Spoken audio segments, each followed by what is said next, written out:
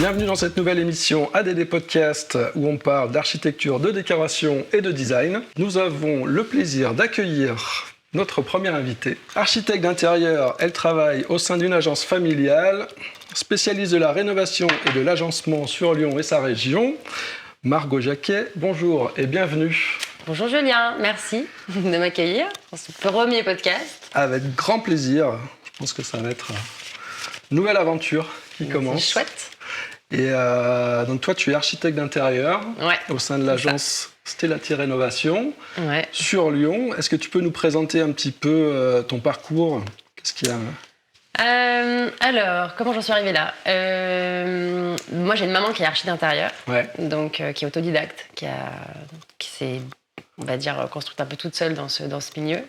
Et donc, je l'ai toujours vue faire, on va dire, des choses elle-même. Donc, elle a démarré vraiment en faisant des patines murales. Elle était très, très forte en dessin. Donc, elle n'a pas du tout fait d'études. Elle n'a pas du tout eu le cursus, on va dire, classique, tu vois, d'archi. Donc, pendant longtemps, elle faisait des chantiers elle-même. Donc, où elle était spécialisée dans les patines. Elle créait, en fait... des couleurs vraiment typiques avec des pigments. Il y avait un gros travail de fait sur les pigments, tu vois, c'était assez chouette.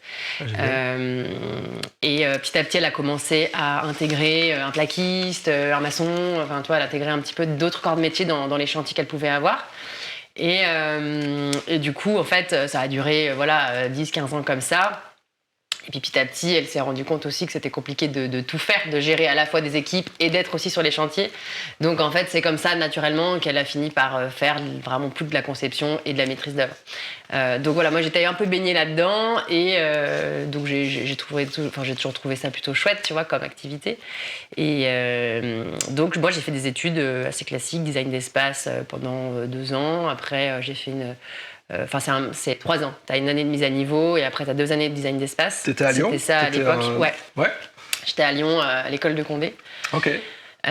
Donc en 3 ans. Et puis après, je suis partie à Montréal, premier job, qui était assez cool, job de fin d'études. Ah, génial. Donc là, c'était archi d'intérieur. On a touché un petit peu à tout. Je faisais à la fois du logement, à la fois du particulier. D'accord. T'es resté longtemps au Canada ? Non, je suis pas restée très longtemps. Je suis restée 4 mois. Ça a été assez court, mais ça m'a quand même permis de voyager. C'était mon premier vrai voyage seul, donc c'était cool. Ouais, super expérience, j'imagine. Ouais, vraiment chouette. Et j'avais pas mal travaillé sur des projets de cuisine dans cette agence. D'accord. Et j'avais trouvé ça cool. On fabriquait nos cuisines, on dessinait. Moi, je dessinais les cuisines vraiment dans le détail, les caissons, les plaintes. Vraiment, c'était hyper détaillé, toutes les joues sur les côtés des cuisines. Enfin, voilà. J'avais trouvé ça vraiment sympa. Et quand je suis rentrée à Lyon, j'ai travaillé chez Alno, donc ça n'existe plus maintenant. C'est cuisiniste plutôt haut de gamme. D'accord. Donc c'est une marque de meubles allemande. Alno.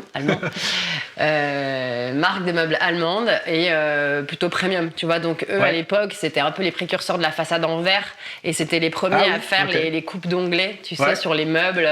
Donc c'est-à-dire que tu voyais pas le champ en fait de la façade, tu avais vraiment que du verre. Okay. Donc on travaillait des îlots comme ça, entièrement en verre. Transparent.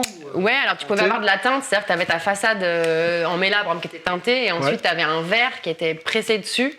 Et c'était des verres, tu sais, un peu polis, donc c'était vraiment chouette.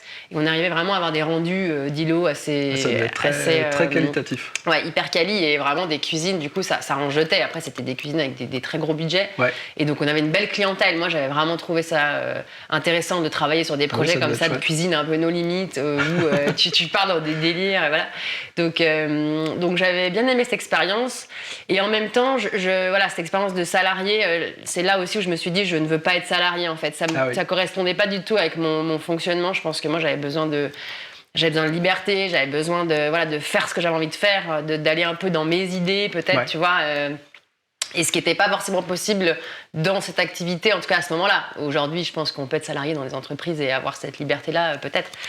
Du coup, je n'ai pas vraiment connu finalement le salariat, puisque j'ai rapidement monté mon auto-entreprise. Ouais. Je ne sais plus en quelle année c'était, je dirais 2012, 2013 peut-être, 2013, 13-14. Et donc j'avais des petits projets d'archi, et puis rapidement j'ai travaillé avec ma maman. Ouais, donc ta maman, donc, ça Patricia. s'est fait un peu, exactement, avec Patricia. Voilà. Ça s'est fait un peu par hasard, parce que j'avais pas forcément en tête de travailler avec ma maman, même si je sais que c'est elle qui m'a quand même donné un peu le goût de tout ça. Ça s'est fait assez naturellement. Elle, je pense qu'elle avait un peu de boulot à me donner, et puis elle avait envie, je pense aussi que je fasse ça, en fait, quelque part. Il y avait, tu vois, il y avait ce côté de transmission qui était quand même chouette. Et donc, elle m'a donné comme ça des petits projets à travailler au début, donc on travaillait ensemble, et c'est vrai que c'est comme ça que je me suis fait un peu la main. Et surtout que techniquement, moi, j'étais pas du tout calée en chantier. C'est-à-dire que, en fait, moi, quand tu sors d'école, tu sais, t'as plein d'idées. Mais après, comment ça se réalise vraiment techniquement, si tu veux, en 3 ans, t'apprends pas le terrain. Ton expérience au Canada, ça se limitait plus au dessin, à la conception. J'ai pas fait beaucoup de chantiers. C'est pas les chantiers. Non. Ok. D'accord, donc après, ta maman, elle t'a un peu épaulée là-dessus. Ouais, et puis elle m'a surtout mis sur les chantiers, quoi. Donc là, quand j'ai commencé à faire mes premiers suivis, c'était très dur, franchement. Et puis c'est un milieu très masculin. Il faut faire ses marques. Voilà. Moi, je me souviens de réunions où on m'écoutait pas, quoi. Et pourtant, ma maman, elle avait déjà des artisans qui étaient quand même des artisans très compétents. Et elle me les avait, entre guillemets... donné, quoi. J'étais déjà aiguillée avec des gens qu'elle connaissait, donc des gens de confiance, quoi. Et malgré tout, quand t'as pas beaucoup d'expérience, t'es pas très crédible, en fait. Il y a quand même un vrai truc, il y a une vraie place à prendre dans ce milieu-là, quoi. Il faut faire son trou. Quand tu bosses qu'avec des mecs, alors aujourd'hui c'est un peu différent, et puis aujourd'hui je bosse toujours qu'avec des mecs, et je trouve ça génial parce que tout le monde est hyper... Pas de femmes sur les chantiers, alors? Non, moi j'en ai très peu. Qu'est-ce qu'elles font en général quand tu rencontres des femmes? Les femmes, dans mon activité, je vais plus travailler avec elles quand je vais faire par exemple les choix de carrelage, les choix de sanitaire, où je vais chez les fournisseurs, etc. Où là, je vais être évidemment en contact avec des femmes. Mais dans mes artisans, j'ai pas de femmes artisans. C'est quand même plutôt masculin. Donc voilà, un parcours un peu où j'ai gravi un peu les étapes comme ça en travaillant avec ma maman. Et puis... Je crois que vous êtes rejoint en 2019. Ouais, c'est ça. Donc là, ça fait 2019. 5 ans, on s'est associés en 2019. On a commencé à bosser ensemble en 2015 et on a créé notre entreprise ensemble en 2019. Et comment ça se passe de travailler avec sa maman? Pas trop dur? Oh non, c'est chouette. Alors c'est chouette parce que nous, pour le coup, on est très complémentaires et en plus, on travaille pas vraiment ensemble sur les dossiers. Voilà. C'est-à-dire que ça, c'est hyper... on a chacune nos dossiers. Chacun ses projets. On a chacune nos clients. Même parfois, on sait plus trop qui fait quoi en ce moment. Et parfois, on en parle et dit tiens, mais t'as quoi comme dossier en ce moment? Et voilà, on est un peu au courant, mais pas dans les moindres détails. Les mêmes équipes d'artisans. Exactement. Et par contre, dans les artisans, alors il y a une partie qu'on partage, et puis il y a d'autres artisans qu'on n'a pas forcément en commun. Mais oui. Alors, on va parler un petit peu des projets. Est-ce que tu peux nous présenter un de tes projets inspirants, celui qui t'a le plus inspiré? Alors, projet inspirant, alors j'ai pas pu faire de reportage photo encore parce que c'est pas à Lyon, c'est à Saint-Rémy-de-Provence. J'ai travaillé sur un projet de réhabilitation, extension d'une maison, une maison plutôt vieille maison, quoi. À Mossane, exactement, donc à côté de Saint-Rémy-de-Provence. Et en fait, j'ai mon beau-père qui est marchand de biens là-bas et qui a pas mal de projets. Et donc, c'était une opportunité de me faire bosser sur ce projet-là. Ah, bah génial! Donc, c'était vraiment cool. J'ai travaillé en collaboration avec un architecte. Ouais, c'est ça. C'est une chance, finalement. Vraiment, c'est cool. Donc voilà, j'ai pas toute seule. Il y avait un architecte qui chapeautait le dossier. Et moi, j'étais là un peu on va dire, en duo avec lui pour toute la partie vraiment design. Donc moi j'ai vraiment travaillé sur le choix des matériaux, des luminaires. Tout du sur-mesure. Alors il y avait pas mal de sur-mesure. Et surtout ce qui était chouette, c'est que c'était carte blanche au niveau des coloris, des matières, parce que l'idée de ce projet c'était de le vendre terminé. Meublé. Donc ça veut dire que tu as fait tous tes choix de sanitaire, tous tes choix de carrelage, tous tes choix de lumière. Qu'on peut faire de et là, A à Z. Du coup, c'était trop bien. J'imagine, Belle expérience. C'était dur aussi, mais... C'est quoi, du coup, on n'a pas encore la chance de voir les photos. C'est quoi l'ambiance un peu c'est quoi la thématique sur ce... Déjà, c'est c'est des maisons un peu en U. Donc, tu avais une partie, en fait, existante. C'est contemporain, c'est une extension? Oui, alors... Tu as une partie du coup ancienne qui a été rénovée, donc là où on a gardé de la pierre, des voûtes, etc. Mat Provence. Exactement, on est vraiment sur le mat provençal. Toutes les façades, elles ont été faites comme ça en pierre. Tu sais, vraiment cette espèce d'enduit assez typique de là-bas, de la Provence. Enfin, c'est même d'ailleurs les Alpilles, un peu cette ambiance-là. Et après, tu as la partie extension qui est un peu plus moderne, avec une grande cuisine, îlot très moderne, avec du noyer, de la laque mat, noir, tu vois. Donc, c'est vraiment assez chouette ce mélange des styles. Et ça s'articule en fait autour d'un patio extérieur. Et puis après, tu as la piscine devant. Donc, c'est vraiment le joli mât provençal, mix moderne et ancien, tu vois. Bon, on attend les photos avec impatience. Donc, j'aimerais que normalement, il y a un photographe qui doit faire les photos et me les envoyer, que je puisse les partager. Et c'est un dossier qui a été très long. Ça a été un très long chantier. Combien de temps en tout, je dirais presque tout mis bout à bout, du début jusqu'à la livraison, presque 3 ans quand même. Ah oui. Donc vraiment. Ça commence à faire. Et puis, entre-temps, il y avait, après, c'était juste un peu pendant le Covid, donc ça avait un peu aussi bousculé le timing. Et toutes les finitions, tout ça, c'est vrai que là, si on va jusqu'à. C'est hyper détaillé, exactement. Voilà. C'est un gros truc, super chouette. Ouais. Et comment tu choisis un peu les projets sur lesquels tu vas travailler ? C'est essentiellement du feeling quand même. Donc nous, on fait que du particulier dans notre agence. On ne fait pas du tout de pro. On a fait une fois du bureau et c'était pas du tout quelque chose qui nous a convenu, dans le sens où le cahier des charges est très différent. C'est pas du tout les mêmes contraintes pour de l'habitat que pour du bureau, que pour du resto, que pour voilà. Donc nous, on est vraiment spécialisé sur l'habitat. C'est vraiment notre cœur de métier. Donc je pense que ce projet de bureau, on l'a pris parce que c'était assez challengeant et puis on avait envie de faire autre chose. Et en fait, on s'est un peu cassé les dents parce que c'était. C'est un projet sur lequel vous avez travaillé en duo sur Exactement, oui. Là, on a vraiment travaillé ensemble avec ma maman. Puis à cette époque-là, on travaillait encore ensemble sur les dossiers. C'était un peu plus tard qu'on a commencé à. Parce qu'à cette époque-là, on n'était pas encore associés. Après bureau, il faut penser passage de câbles, il faut penser mobilier spécialisé. Puis l'acoustique, le mobilier, les matériaux utilisés, parce qu'il y a beaucoup de passages, etc. Donc il y a quand même des normes. C'est vraiment d'autres problématiques. Qui sont différentes, quoi. Voilà. Donc comment t'isoles les bureaux, etc. Non, du coup, j'aimerais bien. Franchement, j'aimerais bien faire du bureau un peu plus. Mais il faudrait que je commence déjà sur un tout petit truc. Donc vous travaillez sur du résidentiel en général, donc c'est pratiquement que de la rénovation, vous faites ? Que de la rénovation, pas de neuf du tout non plus. Donc beaucoup de sur-mesure dans la conception des cuisines, agencement, placard. Carrément, Et après, est-ce que vous faites aussi un peu le mobilier ? Ça vous arrive ou Pas trop le mobilier. C'est, non, moi je travaille beaucoup l'éclairage. Après, vraiment, le choix du mobilier, j'ai envie de dire, c'est presque le travail d'un décorateur. C'est encore un autre métier presque. Enfin, moi, voilà, c'est mon point de vue, très personnel. Moi, je suis pas du tout à jour sur les dernières tendances de meubles, les tapis. Voilà, c'est pas, je connais pas bien en fait, vraiment. J'ai pas du tout. Donc je m'aventure pas trop là-dedans. Et souvent, c'est soit il y a un décorateur qui prend la main sur la partie mobilier, vous avez rideaux. des gens qui s'occupent de ça. Avec lesquels vous êtes en lien, pas forcément. Non, et en plus, franchement, c'est rare que nos clients ils fassent appel à quelqu'un d'autre en plus. Donc généralement, une fois qu'on a géré bien la carcasse, les lumières. On va faire des planches d'ambiance pour dire voilà l'ambiance qu'on imagine. Souvent, ils ont déjà un canapé, un fauteuil, et puis ils ont quand même généralement du goût. Bien sûr. Donc, ça se fait un peu tout seul, quoi. Ok. Qu'est-ce qui stimule ta créativité quand on t'amène à un nouveau projet ? Pinterest. Moi, j'avoue, je suis très Pinterest. Je passe beaucoup de temps. J'ai je sais pas combien de milliers de tableaux. C'est vrai. Alors parfois, il y en a trop parce qu'en fait, c'est un peu le problème de ces réseaux sociaux, c'est qu'il y a tellement d'images. Plus on creuse, des fois, on se paume et une image t'en amène à une autre, qui t'en amène à une autre. Mais quand même, parfois, tu vas trouver un truc, tu vas dire ah putain, mais ça vraiment, voilà. Et après, j'achète tout le temps des magazines. Moi, je suis très magazine aussi. J'adore feuilleter des magazines, de tout type de magazines. D'ailleurs, pas forcément que de l'archi, mais parce que tu trouves de l'inspi dans tout, en fait.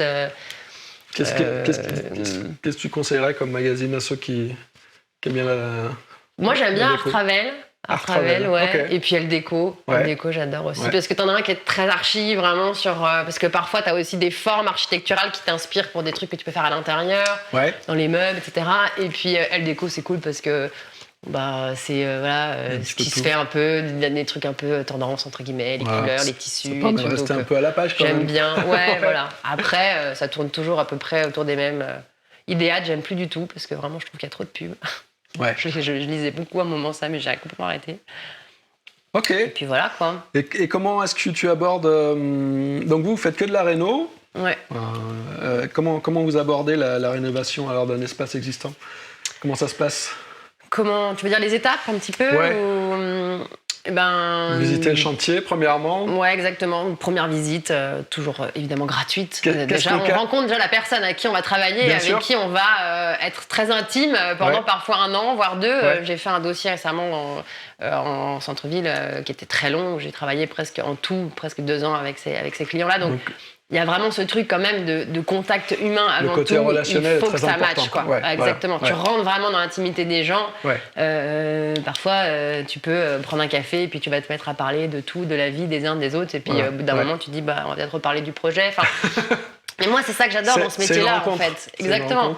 Et c'est pour ça que c'est hyper important de matcher avec les gens, avec les gens avec qui tu travailles, quoi. Donc pour moi, c'est prioritairement ça. Une fois que la confiance elle est instaurée, en fait, il peut tout se passer. Parce que nous, on fait de la réno, donc c'est un métier quand même où il y a beaucoup de problèmes. Je veux dire, techniquement, on fait face à des problèmes qu'on essaie d'anticiper évidemment au maximum, mais ça reste de la gestion de problèmes. Comment ça se passe ? C'est souvent des gens qui ont déjà un bien, qui veulent le rénover, ou le cas de figure, ils déménagent, ils achètent un nouveau bien et avant d'emménager. Ouais, les deux. Les deux. C'est assez square l'un à l'autre, quoi. Ok. Donc après on va sur place et on voit ce qu'on casse. Voilà, exactement. Tu fais la visite et puis après nous on travaille en 2 temps. En fait, on a une partie vraiment conception et étude où c'est là où on fait tout le projet de A à Z. On l'étudie, on le devise. Donc ça c'est une première partie de travail qu'on peut faire parfois sans forcément faire le suivi de chantier derrière, parce que parfois il y a des clients qui n'ont pas forcément besoin d'avoir le suivi, tu vois. Donc on peut faire cette première partie. Et puis après, il y a vraiment la partie suivi de chantier où là, on gère, suivi de chantier, on gère de A à Z. La maître d'œuvre, quoi. Exactement. Ah oui, donc jusqu'à livraison du projet. Vous faites soit conception et maîtrise d'œuvre. Exactement. Ok. Et est-ce que c'est quoi les derniers exemples de rénovation réussis, les choses qui t'ont... Beau projet sur notre site, on a un projet qui est assez chouette, Duplex, il s'appelle. Et techniquement, c'était très compliqué parce que c'est, Pardon ? Un appartement ? Alors, c'est un appartement, mais dans une sorte de petit hôtel particulier. Donc, très ancien. Je ne sais plus de quelle époque était le bâtiment, mais vraiment très ancien. Donc, il y avait des grosses problématiques, en fait, de niveau, de structure, des problématiques structurelles. Il y avait un changement d'escalier. Donc, il fallait péter entièrement une partie pour refaire une trémie, sachant qu'il y avait des poutres qui traversaient l'appartement. Donc, ça veut dire qu'il fallait soutenir ça, venir étayer, renforcer. Donc, ça a été techniquement assez chaud. Gros chantier. La dalle de l'étage, où en fait il y avait rien de droit. Donc si tu veux, pour changer les sols, remettre du parquet, il a fallu couler une chape. Tout remettre le poids de la chape, c'était limite par rapport à ce que le plancher pouvait soutenir. Donc il y a eu plein de choses comme ça, plein d'études. On a dû vraiment creuser pour faire quelque chose de chouette. Mais le résultat est vraiment cool. Et voilà, là c'était une vraie collaboration aussi avec mes clients. Donc on est allé loin. Les travaux, tu veux dire tout mis bout à bout ou les travaux? Tout mis bout à bout, c'était une bonne année quand même. C'est généralement ça, des projets comme ça, voilà, exactement. Faut compter 1 an, je pense. Et donc ce projet, il s'appelle Duplex. Je crois que c'est le dernier qui est sur notre site. Bon, on va aller voir les photos. Tout n'est pas à jour encore sur le site, mais voilà, on essaye. Donc ça, c'est plutôt des gros projets, on va dire. Et sur les petits espaces, comment on fait pour aménager, pour essayer d'agrandir un peu sans forcément... nous, on a quand même une spécialité, entre guillemets, c'est l'aménagement sur mesure. C'est vrai qu'on fabrique beaucoup de meubles. On fait beaucoup de sur mesure. Donc, que ce soit des bureaux, des dressings, de la cuisine, des meubles de salle de bain. Voilà. Donc, c'est vrai que dans des petits studios, typiquement en ce moment, je travaille sur un studio.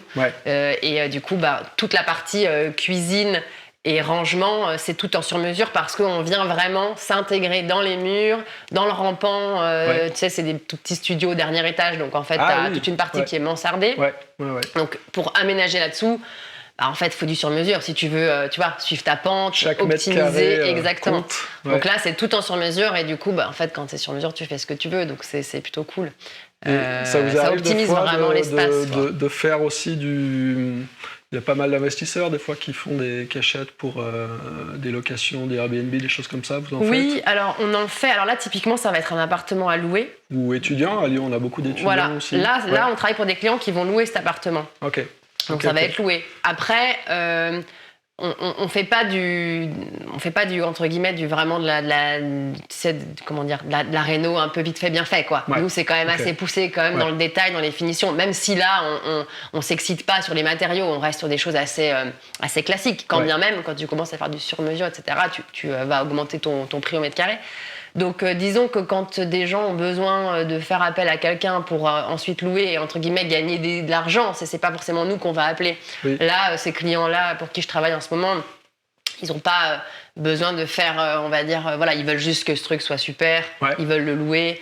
Voilà, il n'y a pas d'idée de rendement derrière. Est-ce que sur une petite surface comme ça, quand on recrée des aménagements pour gagner de l'espace en fonctionnalité, est-ce qu'on n'apporte pas non plus une plus-value à la revente ?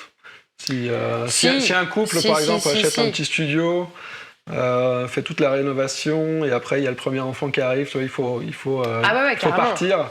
Non, mais c'est sûr. Je pense que tu as une plus-value. Après, c'est toujours pareil, quoi. De combien tu peux avoir une plus-value par rapport aussi au nombre de mètres carrés que tu as. Si tu mets des prestations incroyables dans très peu de mètres carrés, tu vas jamais pouvoir faire x2 ou 3. Je veux dire, le nombre de mètres carrés reste le nombre de mètres carrés que tu as.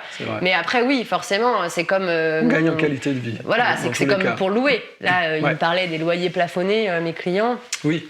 Je leur disais, vu que vous avez mis des très belles prestations quand même dans ce studio, je crois qu'il y a un moyen de cocher certaines cases en disant en fait voilà, moi je vais pouvoir louer un peu plus cher que ce qui est plafonné parce que j'ai telle et telle prestation, parce que j'ai mis des meubles, parce que j'ai une cuisine sur mesure, parce que voilà. Et donc tu peux aller gratter un petit peu plus. On peut rajouter. Voilà. C'est vrai que... Mais bon, on va dire que si tu veux en tout cas faire un truc rénové vite fait bien fait, un coup de propre pour le louer et que ça te coûte pas cher en réno, c'est pas nous que tu vas appeler quoi. C'est sûr que voilà. Et comment on fait pour préserver l'esthétique ? Des fois on peut être tenté peut-être de mettre des placards partout, de faire un truc hyper fonctionnel. Ce qui est bien aussi, et comment on fait pour que ça reste joli quoi ? Ça je ne sais pas, c'est l'art, notre art. Non, après, je pense qu'il y a un truc important, c'est les circulations. Ça, c'est vrai que moi, j'accorde beaucoup d'importance à comment ça circule dans une pièce. Et aussi, voilà, les matériaux que tu utilises. C'est-à-dire que parfois, il y a des choses qui peuvent être très, très belles sur le papier. Moi, c'est vrai que souvent, je vois des très jolies photos sur Instagram ou des très jolies salles de bain avec des matières incroyables, mais... Je me dis toujours comment ça va vieillir, comment on va nettoyer, comment on entretient ça. Moi, je suis un peu en plus une grosse maniaque, donc comment ça se nettoie, comment ça s'entretient, comment ça vieillit.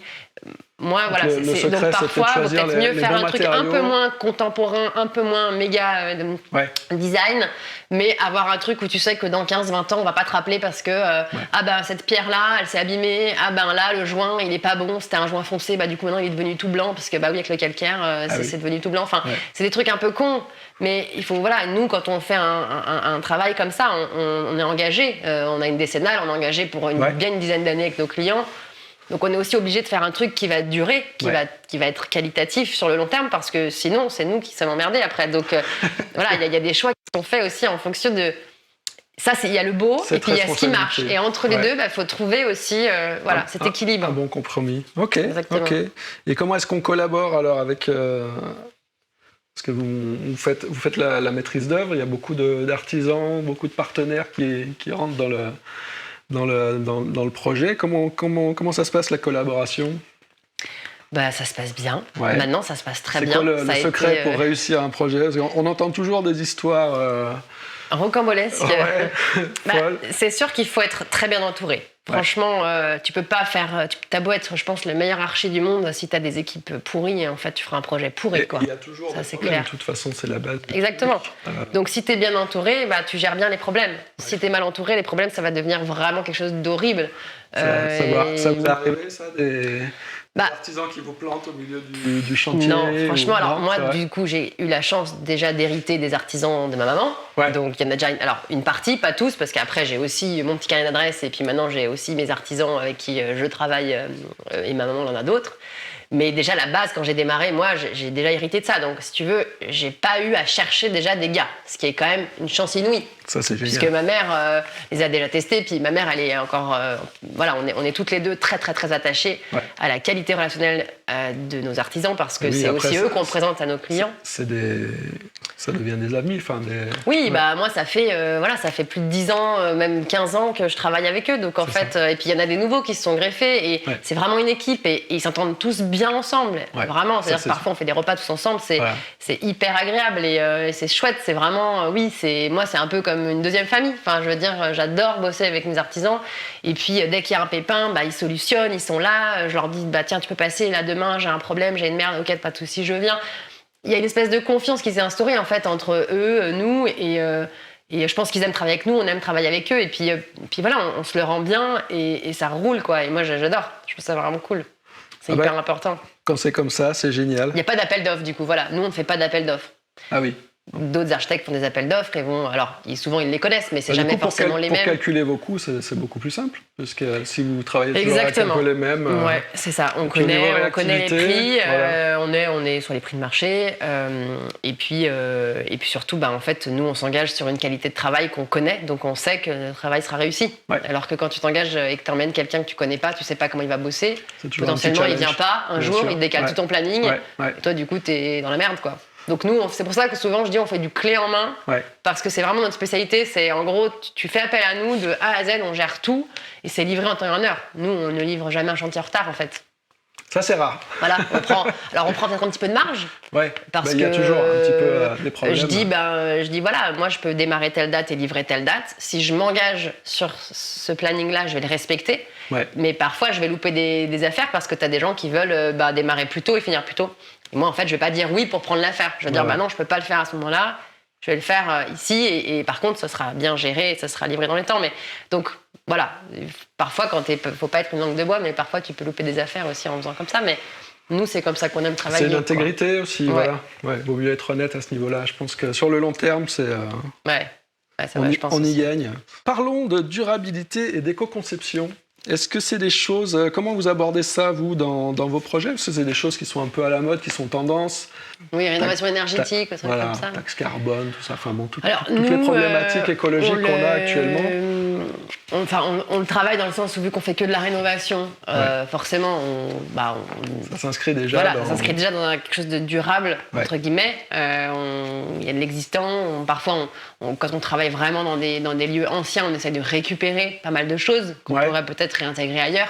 Typiquement, des vieilles tomates, des vieilles mosaïques qu'on va trouver dans une pièce, qu'on peut peut-être réintégrer dans un WC, des vieilles portes, des poignées, des choses comme ça. Les portes, ça se fait bien. Je vois beaucoup de vieilles portes qui sont repensées même. Tu sais qu'on garde les portes naturelles, tout ça. Je trouve ça sympa. Carrément. Les apparts un peu Carrément. Donc ça, c'est des choses qui sont assez cool justement dans la réno et surtout la rénovation de l'ancien, parce que nous, on fait quand même beaucoup de vieux apparts, de vieilles maisons. Vous travaillez beaucoup au centre-ville à Lyon, non?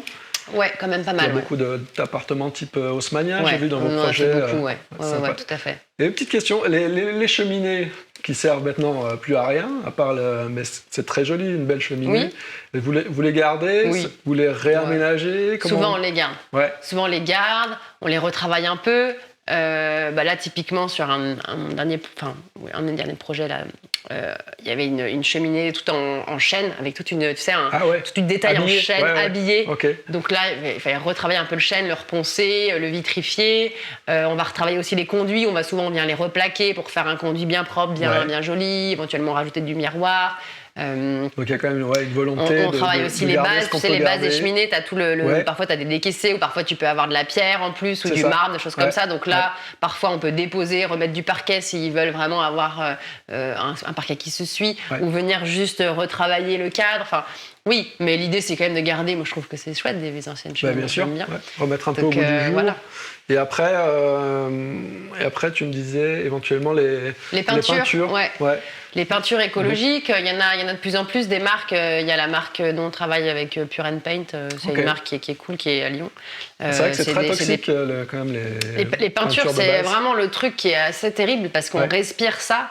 Et vraiment les solvants qui sont dans les peintures, c'est c'est vraiment toxique. Par exemple, dans des chambres d'enfants, ou des choses comme moi, ça. les chambres d'enfants, j'avoue qu'aujourd'hui, même si les clients n'ont pas le budget pour faire du biologique de partout, de la peinture un peu clean de partout, les chambres enfants, moi je dis au moins là, mettez quelque chose, parce que c'est un truc que tu respires tout le temps. Et même tout ce qui est vinylique, acrylique, tout ça, ça reste un petit peu toxique? Bah oui, de toute façon, alors... Après, on appelle ça des peintures biologiques, écologiques. Est-ce que vraiment elles sont zéro toxiques? Bon, mais c'est toujours mieux. C'est quand tu regardes la compo. Et les vieilles peintures, vous travaillez ça, la caséine? Ah non, ça non. Caséine de lait. J'avais ça dans un bouquin de peinture, parce que c'est un truc qui m'intéressait à l'époque aussi. Ouais. Et il disait que ça durait, que c'était des peintures qui... C'est beaucoup dans des fermes, je crois, américaines, chez les Mormons, peut-être, qui faisaient un peu tout. Je connais pas. Ils avaient des peintures avec caséine. Et ça durait 100 ans, ça tenait, mais incroyable. Ouais, de toute façon, souvent, ce qui se faisait avant, ça marchait mieux que ce qu'on fait aujourd'hui. Mais par exemple, celles que j'utilise, il y a de l'huile de cameline dedans. D'accord. C'est des huiles, tu sais, quand tu mets, ça sent bon en plus, j'adore. Ça sent tellement bon. Ça, c'est génial. Donc quand tu fais que des projets comme ça, t'as pas ce truc qui te tire le nez. Là. On est sur au niveau budget, c'est un peu plus onéreux. Ouais. Alors après, je sais pas, par exemple, sur un devis à 10 000 balles, tu seras peut-être à 10 000 sur de la peinture classique et tu seras peut-être à 13 sur de la peinture biologique. D'accord. Ouais. Donc un petit 20%, 30%. Et je crois que c'est en train un peu de baisser un peu. Enfin, il y a de plus en plus de marques déjà. La demande qui crée aussi. Il y a de plus en plus de marques. Et je pense qu'il y a des marques qui sont un peu moins onéreuses et où tu arriverais presque à être, tu vois, square, je pense. Bon, il faudrait que je me renseigne. Après, je connais pas toutes les marques. Mais... À suivre. Ouais. Et aussi, toi, tu as une autre casquette qui n'a rien à voir avec l'architecture. Tu es aussi prof de yoga. D'ailleurs, comment c'est quelque chose qui prend beaucoup de ton temps ou c'est... Non, c'est vraiment une passion à la base. Ouais. Moi, ça fait plus de 10 ans que je pratique le yoga, donc ça fait partie de mon quotidien, quoi. C'est dans ta routine. Ouais, c'est une passion. Et du coup, tu te dis, pourquoi pas partager ça? Je me suis formée sur une année. Donc, j'ai une certification de prof et j'enseigne pas beaucoup parce que j'ai quand même beaucoup de travail à côté. Ouais. Mais j'enseigne 1 ou 2 cours par semaine. Et puis parfois j'organise aussi des retraites avec une amie qui est ostéopathe. C'est chouette ça. Voilà, mais bon, j'essaye de. Ça reste vraiment une passion et je veux pas que ça devienne un business parce que qui dit business aussi dit que tu prends plus ce temps-là aussi pour faire des pratiques qui ont du sens et tout ça. Donc voilà. On peut pas tout faire. Ouais, voilà. Pour l'instant, en tout cas, c'est. L'architecture. Ce sera peut-être un projet qui se développera plus tard. Oui. Tu vois, pourquoi pas peut-être un lieu, un truc. Ok. Donc pour toi, quand même, j'imagine que le bien-être, c'est très important. Et comment tu arrives à l'intégrer dans tes projets, le fait de se sentir bien dans un espace, j'imagine que c'est quelque chose qui est important pour toi. Comment tu l'abordes ça avec tes clients? C'est quoi pour toi se sentir bien dans un espace? Ça passe beaucoup par la lumière quand même, je trouve. L'aménagement aussi des circulations, voilà, comment tu circules dans une pièce, le fait de pas trop charger aussi, le fait, tu sais, de garder aussi des lignes. Quand tu as le champ de vision, enfin je sais pas comment dire, la ligne qui va venir mettre un meuble qui vient de casser une fenêtre ou qui vient de casser tu vois, des points de vue comme ça. Et comment tu fais si tu es dans l'ancien, tu peux pas rouvrir, tu as des petits espaces, tu as des toutes petites ouvertures sombres avec beaucoup de contre-jour, comment tu vas faire donc, Après, c'est éclairage indirect, rétroéclairage, donc on peut avoir des systèmes de corniches périphériques. Tu vas créer des faux plafonds et garder des éclairages qui font comme des halos de lumière. Tu peux après mettre ça sur le variateur aussi, ça permet d'avoir des éclairages plus ou moins tamisés. Après, les spots aussi, ça s'appelle la basse luminance. C'est des spots qui sont intégrés dans les plafonds où tu n'as pas en fait le spot qui est affleurant de ton plafond. Okay. Donc du coup, tu as quelque chose qui tire beaucoup moins l'œil et tu vas avoir comme ça un éclairage beaucoup plus doux, beaucoup plus Tu veux dire que c'est un peu tamisé. Plus profond dans exactement. Le faux plafond? D'accord. Ouais, c'est ça. Parce que des fois, avoir une rénovation nécessaire. Ça... À fleur, ça te tire vachement les yeux. On le fait quand même de moins en moins parce qu'en plus, la basse luminance aujourd'hui, en termes de budget, tu vois, c'est presque pareil. Okay. Donc nous, on met que ça. Mais après oui, l'éclairage naturel c'est ce qu'il y a de mieux et souvent quand on a un budget où on se dit j'ai tel budget, qu'est-ce que je veux faire avec ça, moi je vais toujours prioriser si on peut, par exemple, alors plus pour de la maison parce que l'appartement c'est plus compliqué, mais de venir ouvrir, d'agrandir peut-être certaines baies vitrées, certaines fenêtres, quitte à mettre un carrelage moins onéreux sur les sols, dans les salles de bain, donc voilà, dire finalement, c'est plus important pour moi d'avoir une grande fenêtre que d'avoir un carrelage à 300 € du mètre, quoi. Ouais. Ça peut être plutôt ça, de prioriser aussi les choses qui sont vraiment importantes dans...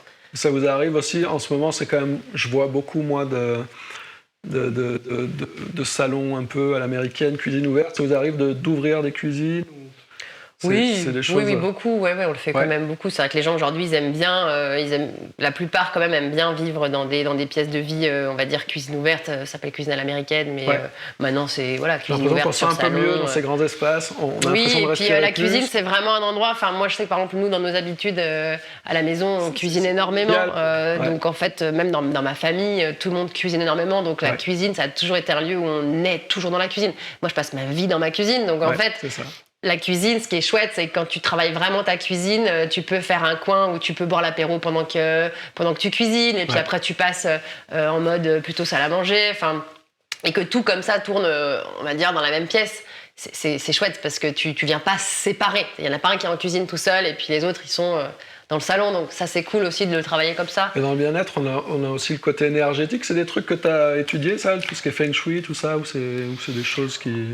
Mis à part dormir la tête au nord, parce que ça vraiment je l'ai expérimenté à la maison et je trouve que vraiment quand t'as la tête au nord tu dors mieux. D'accord. Après le reste, après oui dans les chambres, j'avoue que c'est pour moi mieux de pas partir sur des couleurs trop vives. L'orange, le rouge, ça c'est quand même très excitant. Donc dans les pièces de nuit, moi j'évite ce genre de teinte. Ramener de la douceur, ramener de l'éclairage le soir. Il faut ramener de l'éclairage doux dans les lieux de vie, dans les chambres. Il y a parfois des gens qui ont des éclairages, je ne sais pas si tu as déjà remarqué, chez certaines personnes, des lustres hyper violents. C'est très violent. Et d'ailleurs, le soir, notre système nerveux a besoin vraiment de quelque chose de très doux. Donc moi, c'est pour ça que je dis aussi multiplier les points lumineux dans les pièces. Quand on peut t'amuser, c'est génial. Ouais, et puis plein de petits... Vaut mieux avoir plein de petites lampes. Et gérer comme ça l'éclairage que d'avoir un énorme truc au plafond qui t'éblouit la pièce. Enfin, tu vois, c'est hyper important la lumière, vraiment. Et au niveau peinture, déco, moi, souvent je me pose souvent la question, quand on veut peindre un mur, on voit beaucoup ça, on a un mur qui est coloré, comment on choisit ce mur? C'est quoi l'astuce? Alors ça, c'est une bonne question parce que moi, c'est vraiment au feeling. Ça va dépendre de où sont les ouvertures. Oui, effectivement, parfois, on va peindre 1 mètre carré, puis on va le tester sur plusieurs murs. Après, par contre, il y a un mur foncé, très foncé. Souvent, je le travaille plutôt sur des petites surfaces parce que ça va... oui, puis ça peut rapetissir un peu la pièce. Alors après, ça se travaille beaucoup par exemple, sur des couloirs, le foncé, parce que du coup, souvent les couloirs, c'est très long, très haut. Donc le fait de mettre du sombre, tu vas avoir moins cette impression de cheminée. T'éviteras de faire des murs noirs dans une grande pièce de vie. Enfin, tu vois, moi, ça serait moins mon truc. Il y en a qui le font, hein. Moi, en tout cas, c'est moins mon truc. Et puis après, pareil, les plafonds, si tu mets du foncé au plafond, tu viens rabaisser un peu ton plafond. Et inversement, si tu mets du clair, tu vas aujourd'hui, on a des logiciels de 3D, c'est facile. Est-ce que vous faites un 3D d'ailleurs à chaque fois que vous faites un projet? Oui, alors après, c'est pas de la 3D photoréaliste que je fais, moi. Je travaille beaucoup avec SketchUp. Vous recréez les volumes? Ouais, voilà. Moi, je travaille essentiellement avec SketchUp. Après, si les clients veulent du photoréalisme, je peux avoir d'autres logiciels, mais c'est plus long à faire les rendus. Et puis en vrai, du coup, c'est-à-dire que je le vendrais plus cher. Et puis. Ça peut se sous-traiter, mais j'ai pas trop de clients qui me le demandent. Mais on peut faire maintenant, facilement des simulations. Ah oui, non, puis alors t'as des murs. Je vois parfois on a des demandes d'étudiants pour des alternances ou quoi, quand je vois leur portfolio, quand je vois ce qu'ils font. Je me dis, mais ils sont trop forts en fait. Moi je suis nulle. Je suis complètement nulle. Ah non, ils font des trucs incroyables maintenant. Ah oui, c'est vrai. Non, moi ça reste assez. Voilà, c'est vraiment, tu te rends bien compte de ce qui va se passer, mais il n'y a pas le petit éclairage impeccable, la lumière qui va rendre ça en 3D, non. Après, moi, je fais beaucoup de planches d'ambiance, tu vois, pour vraiment donner le style, tu vois, planches d'ambiance, matériaux, couleurs, texture, peinture.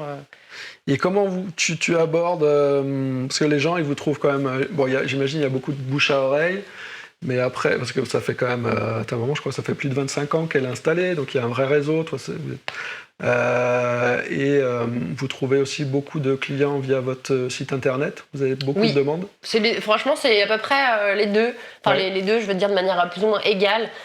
Bouche à oreille, parce que souvent un client nous en ramène un autre quand même, quand nos projets généralement se passent quand même bien. Donc les clients nous recommandent. Et puis après, notre site internet nous ramène quand même aussi pas mal de clients. Donc j'imagine J'ai fait un très gros projet d'ailleurs l'année dernière. C'est des clients que je ne connaissais pas qui m'ont contacté par internet. C'est le fameux projet Duplex? Non, c'est pas le projet Duplex, c'est le projet Chavannes. Qui est sur le site aussi, où là, alors après, c'est on aime ou on n'aime pas, parce qu'il y a beaucoup de bois massif. Ouais. Tous les aménagements sur mesure, on en a fait énormément, tout en chaîne massif. Donc là, c'était très challenging en termes de dessin et de fabrication. Donc voilà, il faut aimer le bois, il y a beaucoup de bois, mais typiquement, voilà, ces clients, on a eu vraiment un super feeling et ça faisait, je les ai accompagnés presque pendant 2 ans, tout mis bout à bout. On a fait une première partie de rénovation, puis après, là, cette année, on a refait la partie chambre enfant, tout ça, donc on l'a fait en 2 étapes. Okay. Et ça, c'est des projets assez chouettes aussi, quoi. Mais donc Internet. Internet, j'ai vu que vous avez beaucoup de beaux projets, beaucoup de belles photos. Donc pour vous, la photographie, c'est quelque chose d'important dans votre communication? C'est des choses... c'est essentiel, Vous faites appel à un photographe, je crois. Voilà, on ne fait pas encore appel à toi, qui est photographe, il me semble. Peut-être un jour. Voilà, moi je suis photographe d'architecture et d'intérieur depuis 2019, maintenant. Ah, bah tu vois, nous on s'est associés avec ma maman en 2019 et toi tu as monté ton activité. 5e année, voilà, Et j'adore. J'adore parce que j'ai l'occasion, je fais beaucoup aussi de immobilier de luxe, donc j'ai la chance de pouvoir visiter plein d'espaces d'habitat extraordinaires. Et c'est vrai que de prendre les photos, c'est aussi une manière de faire visiter aux gens qui n'auraient jamais accès à ces lieux, de les mettre en valeur et de permettre aux gens de rêver dessus. Il y a vraiment des choses des fois qui sont incroyables. Ah c'est sûr. Non mais nous vraiment on peut pas. Nous on sous-traite maintenant la photo. On ne prend pas tous nos chantiers en photo parce qu'il y a des choses qu'on fait qu'on n'a pas forcément dans le style etc. envie de montrer. À l'inverse, il y a plein de choses qu'il faudrait qu'on montre et qu'on n'a pas encore eu le temps de shooter. Comment ça se passe la collaboration avec le client? C'est une clause que vous mettez dans le contrat Non, franchement, c'est très feeling. Généralement, à la fin du chantier, je leur demande est-ce que ça vous embête si on prend des photos? Parce que généralement, vous faites pas le mobilier, donc en général, c'est avec le mobilier du client. Oui, c'est pour ça qu'on prend pas tout en photo, parce que parfois, il y a des clients qui ont un type de mobilier, un aménagement qui ne correspond pas du tout. Donc là, on va pas forcément prendre en photo. Après, généralement, quand même, ça reste dans typiquement, le dernier chantier qu'on a fait. Chavannes, c'est en termes de style, c'est vraiment l'appartement haussmannien avec des goûts. C'est des gens qui ont énormément voyagé, donc il y a beaucoup de choses ramenées d'ici et d'ailleurs. Et finalement, on aime, on n'aime pas, mais moi je trouve ça assez aussi intéressant d'avoir. Nous, on n'a pas vraiment de style, c'est-à-dire on s'adapte aussi beaucoup à notre client. Exactement. On s'adapte aussi à notre client, à comment il vit, qu'est-ce qu'il aime, etc. Et vous avez déjà une idée, j'imagine, en amont, les gens ils doivent vous en parler, de se projeter, de savoir quel type de mobilier ils vont mettre à l'intérieur. Oui, forcément. Puis on regarde, est-ce qu'on récupère ça, est-ce qu'on garde ça, voilà. Mais du coup, la photo à la fin permet vraiment de mettre en valeur notre travail, c'est très important. Donc d'avoir des belles photos, c'est très important, c'est sûr. J'espère qu'on aura le plaisir de travailler ensemble. J'espère aussi, avec joie. On a peut-être des étudiants qui nous écoutent en architecture. Quel conseil, toi, tu donnerais aux jeunes étudiants ou aux jeunes professionnels qui se lancent dans l'architecture? C'est quoi un peu justement, tu disais passionné, mais pour moi, c'est vraiment le plus important, je pense, c'est d'être passionné. Parce que ça reste quand même des métiers... alors, en tout cas, quand tu fais le suivi de chantier, ça reste des métiers... techniquement, c'est dur quand même. Il faut, moi, je suis très terrain quand même, donc je règle des problèmes, beaucoup. Passionné par quoi alors? Parce que c'est quoi la réalité vraiment du métier? La réalité, c'est le bâtiment quand même. Même s'il y a tout ce côté créa, design, etc. In fine, il faut quand même savoir comment on monte une cloison, comment on isole un mur, comment on éclaire, comment ça marche l'électricité, la plomberie. Enfin, c'est tout ça quand même qui est de la technique. Parce que la partie création, conception et la partie maître d'œuvre, ça vous prend. C'est quoi le ratio entre le... c'est, je dirais, 35% de conception de créa et puis le reste, c'est plutôt du suivi, de la gestion d'emmerde et du SAV, quoi. Beaucoup de relationnel aussi. Ouais, essentiellement. Voilà, faut aimer l'humain, faut aimer les gens. Alors, encore une fois, si tu le fais comme nous, parce que je pense qu'il y a aussi beaucoup d'archis qui font que de la conception et qui font pas forcément le suivi de chantier. Il y en a beaucoup qui donnent, et qui font du coup beaucoup de support.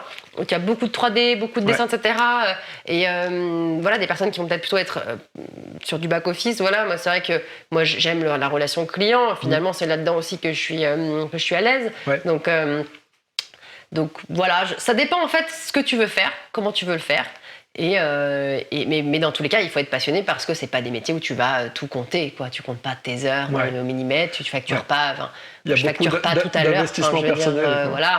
La disponibilité, la compréhension. Ça, c'est dans le cas où tu es sur ton entreprise en général. Si on est chef d'entreprise. Oui, voilà. Moi, je parle aussi en tant que chef d'entreprise. Du coup, j'ai jamais été salarié, moi, en architecture intérieure. Enfin, dans mon domaine, j'ai jamais été salarié d'une entreprise. Oui. Donc, du coup, moi, je parle vraiment sous la casquette du chef d'entreprise qui a sa boîte et qui doit un peu pas les heures. tout gérer de A à Z. C'est un peu ça qu'on fait, nous. Donc, Et vous n'avez pas pensé, vous n'avez peut-être pas assez de volume de travail après pour monter une équipe ou les projets sont pas assez importants. C'est pas forcément une envie en fait, surtout. Vous préférez rester la petite équipe familiale, toi et ta maman? Je pense que cette liberté qu'on a en travaillant comme ça, elle est assez chouette. Tu vois, moi, si je dois me libérer 1 heure pour aller chercher ma fille, en fait, je le fais. J'ai aucun problème à le faire. Ça, c'est super. Donc, c'est vraiment... Faire du yoga. Ouais, alors peut-être pas en plein milieu de journée comme ça, n'importe quand, mais pourquoi pas une petite méditation à un moment donné, parce qu'il faut vraiment que je redescende, je suis trop stressée. Mais non, mais voilà, on a d'autres contraintes qui sont liées à notre statut, mais on a quand même cette liberté de choisir quand on va travailler et quand on va pas travailler.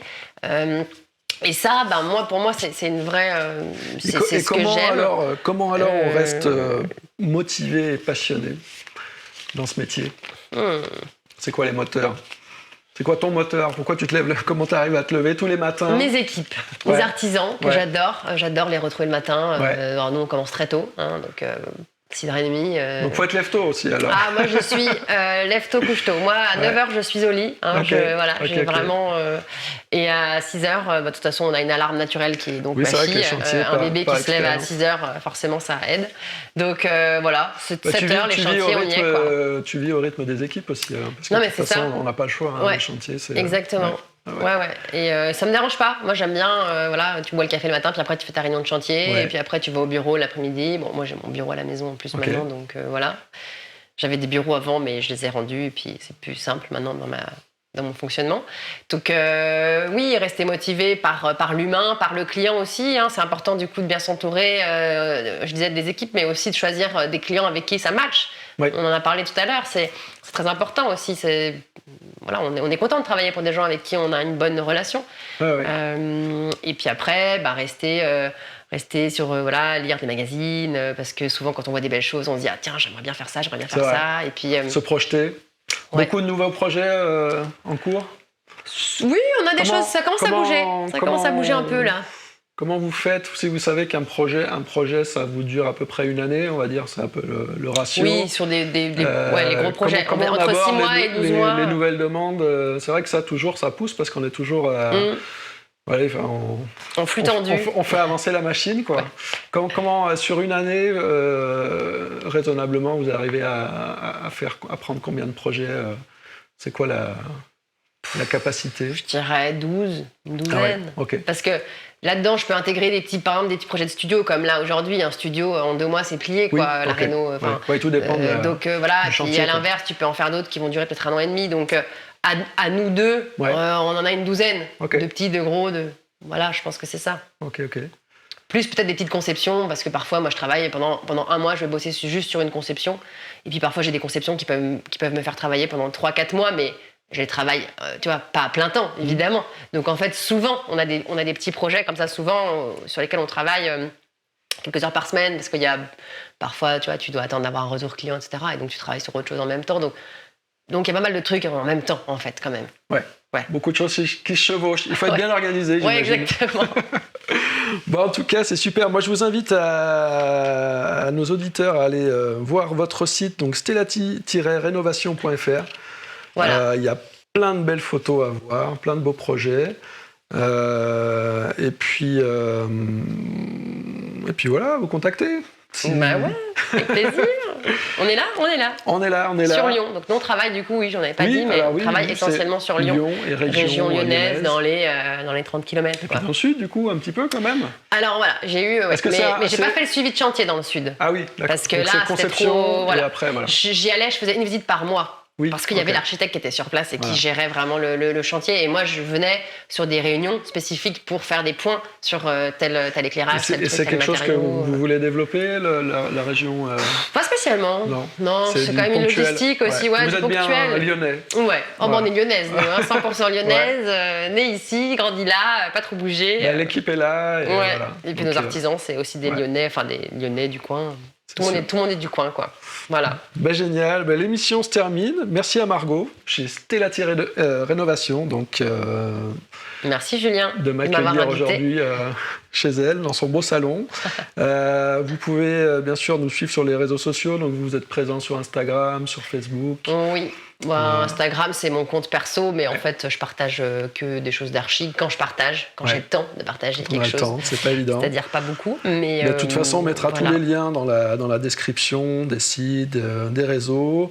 Vous pouvez nous retrouver dans un prochain épisode sur YouTube et sur toutes les bonnes plateformes de podcast.